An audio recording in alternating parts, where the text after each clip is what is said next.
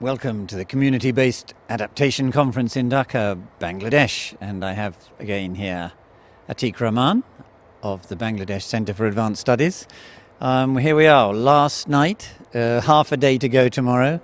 Any impressions with just this half day left? Yes, we had 3 plenaries and 24 sessions, and there were 24 parallel sessions, so 8 various themes, at least 24 themes from health, communication, financing, how do we measure adaptation, what is community-based adaptation, what the communities are doing, their good practices in water sector, in food, in achieving food security, in fisheries, in agriculture. So it's a very wide-ranging set of issues. I think if we sum them up, what comes through is climate is just not an environmental problem. It's a central development problem. It affects the lives of ordinary people most, and the impacts of many of these events are visible in their lives. Ordinary people just not able to cope with that, but nonetheless they don't have the luxury of waiting, which is what the intergovernmental process, in negotiation process, they do. They can prolong it for years and decades. These people have no such luxury. If they do not do the best themselves, nobody will look after them. So ordinary people are paying with their lives for the lifestyle of some rich people, is the price. The second is that there are many, many ways this is manifesting itself, whether it's sea level rise, continuous ingress of salt water in freshwater areas, whether it's drought, extreme events like cyclones and floods across the world, fire hazards. So there are many ways it's reflecting, and ordinary people are trying to do something about it.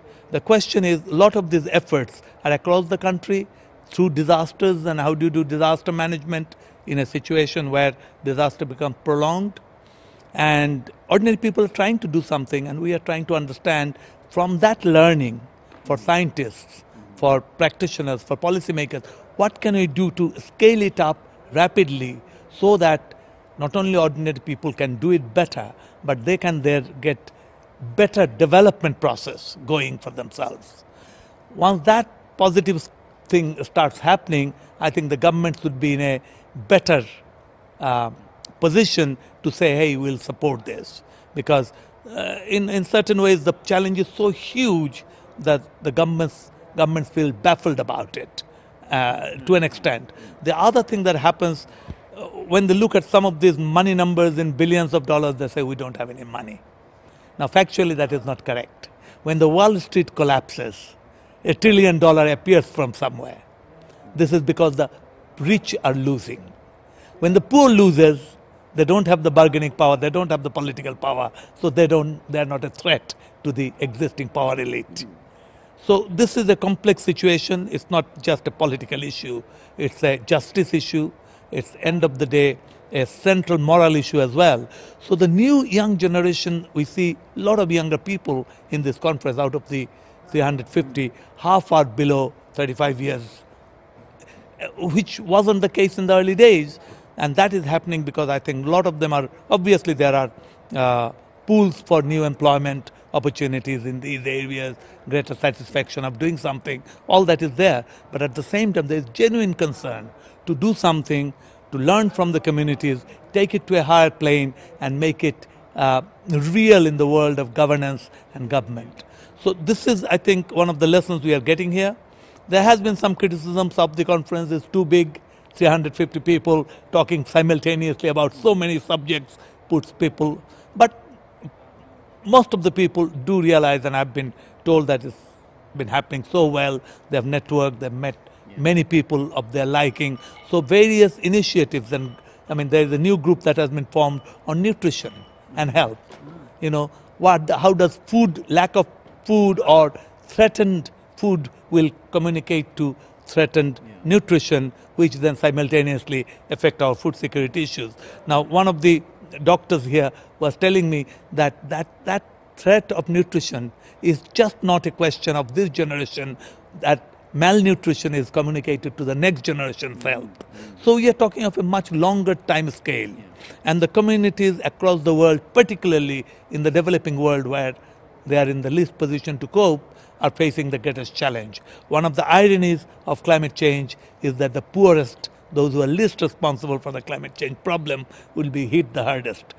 The rich, who are primarily, because of the industrial revolution of the last 200 years, are responsible, will be less hurt because they have stronger capacity, stronger resilience to fight the system through economic terms, or otherwise they have better health, for example. And when you say nutrition, just to clarify this point, you mean a group of people here with sort of common interests informally have set up a group through which they'll network and share information? Discuss how the sheer health of children, health of women, health of pregnant mothers are going to be affected. There was a paper on how increased salinity is increasing the blood pressure of the pregnant mothers. And this is resulting in eclampsia and pre-eclampsia, and there are some hotspots that have been found in the coastal area of Bangladesh because of these. So there are early evidence of health impacts which is affecting this generation and the next generation. Simultaneously, shortage of food, which is threatened in the areas because of drought, because of floods, in the wrong timing of rainfall, all that will have an effect, and that will have an implication for the global food market. And the global food market is right now threatened. And of course, there are other implications for how do we govern ourselves better. Climate change will, I think, in the next 10-15 years, will become one of the central issues in political governance and in the election and the voting process. That's still down the line. That has not happened. Only in Germany about 10 years ago, this became a political issue. But because the way it's affecting ordinary people, and many of the developing countries, governments are waking up to it. This conference, the 5th International Conference on Community Based Adaptation, was inaugurated by the Prime Minister of Bangladesh, and she categorically said that this is the greatest challenge that people are facing, and ordinary people are trying to cope with it, but they don't have the means to cope with it. So it's a sliding scale of going down rapidly. So if we do not arrest it early enough, societal stability will be seriously threatened. That is the implication on global governance.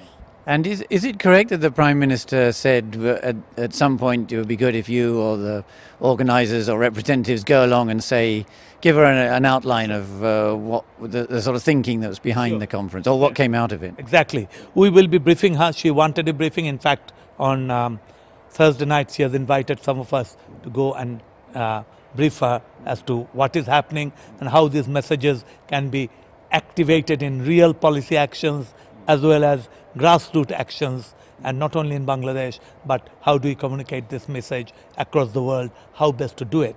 One of the struggle here has been how to do better, and how do we replicate these scales both vertically, which means from the local community to the local level planning level, to the national level planning and policy formulation, to the international dimension or regional dimension, to the global system. That's one vertical line. The other is the horizontal. How do we make the 3,000, 10,000 examples that we have now into 10 million, so that it becomes a force which then counters the impacts of climate change. We are hoping it not only counters, but overcome and enhances development in a way. So it's a new type of scientific thinking that we have to bring in to overcome that limitation or the adjust to the adaptation process, but also at the same time achieve greater development. So it's at one level it's a great challenge, the other level it's also a great opportunity, how we redesign the lives of the billion, 6 odd billion people in the world, out of which 4 billion are in the developing countries and are poor, below $2 a day, and 2 billion is below $1.25 a day. But how do we give them, food security, energy security, water security, health security, livelihood security? these are what they are looking for. Ordinary people don't want to change the world. They want to live a good life. They want their children to be educated. They want good health. All that is being threatened by climate change. Well, of course, all those things they wanted before climate change was realised, it's just made it, I guess, more worse. Though what has happening really is climate change comes as an additional threat. They have a lot of problems and a lot of threats. They have serious governance problem. Now, the whole climate change issue comes as an additional challenge on top of all the challenges they had. This is the additional straw that broke the camel's back. So the camel is already under stress. Then comes this additionality. Now, this manifests itself in many disasters, in extreme events. And these extreme events disable the people who will already make progress. So how do we enhance the resilience of communities? How do we enhance the resilience of ecosystems? And how do we enhance the resilience of institutions so that it can function better in a pursuit of their own betterment of their own people? Okay, then we'll see what the last half day brings tomorrow morning. Yes, tomorrow we will be addressing and trying to pull all the learning from this and present Dr. Rajendra Pachauri, who is the chairman of the Intergovernment Panel on Climate Change, which is the highest synthetic body which synthesizes the knowledge that we have. So we will present this finding in his presence, and hopefully this will reach the scientific community at one level. It will also reach many, many governments through your deliberations and podcasting, through the media, through other ways. And of course, whatever comes out, we will take it to various governments and the intergovernmental negotiation system. There is already discussion about a number of funding opportunities. The question is, how do you make those funds best so that it reaches the poorest first? And that's a major challenge. How do you reach funds to the poor? It's not easy. We can try various mechanisms, but we have not succeeded in doing that well yet. Can't do everything. No. Okay, thank you very much, Dr. Atiq Rahman of Bangladesh Centre for Advanced Studies. And I'm not sure if we'll speak to you one more time tomorrow. You may be rushing off, but after the end of the meeting. But it seems to have been a success anyway, overall. You must be happy, just as an organizer, pretty happy. It's been a great pleasure. The number of people that have come, the quality of the deliberations, the intense interaction that's going on. There's been a lot of voluntary groups and subject matter that has been formed. We are trying to come out with a synthetic sort of distilled book of the experience. So this will take the process one step further. We are not going to change the world tomorrow, nor are we going to arrest climate change immediately. But this is one step further. The trick that we are trying to use is take the poorest communities and the experience the communities are already doing. So it's a question of the scientists learning from the communities and then hopefully feeding them back with their synthetic knowledge across the global system. Okay, thanks very much.